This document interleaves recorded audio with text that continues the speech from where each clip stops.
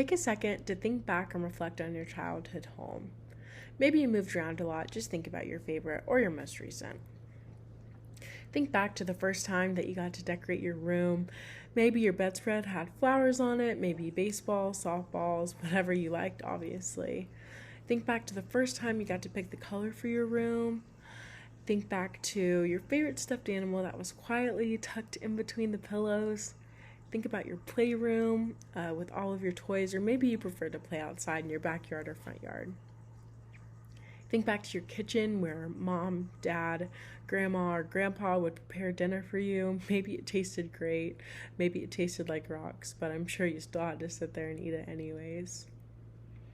And think back to your desk where you spent so much time putting in countless hours studying and doing schoolwork.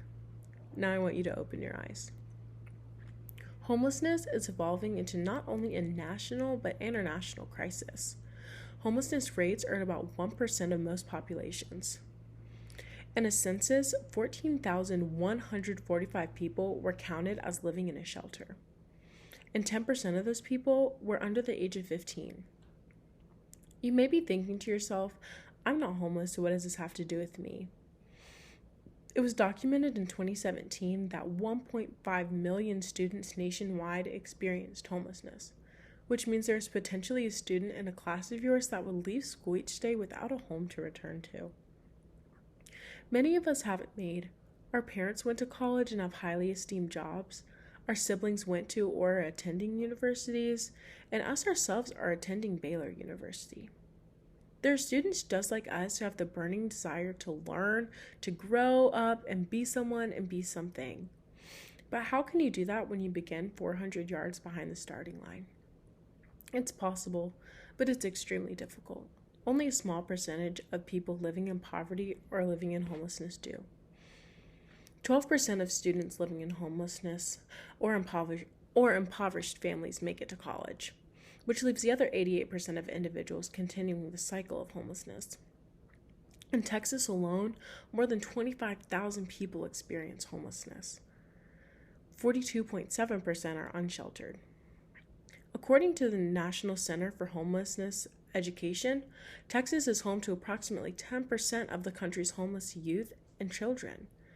That translates to 62,351 13 to 17-year-olds living in homelessness just in Texas.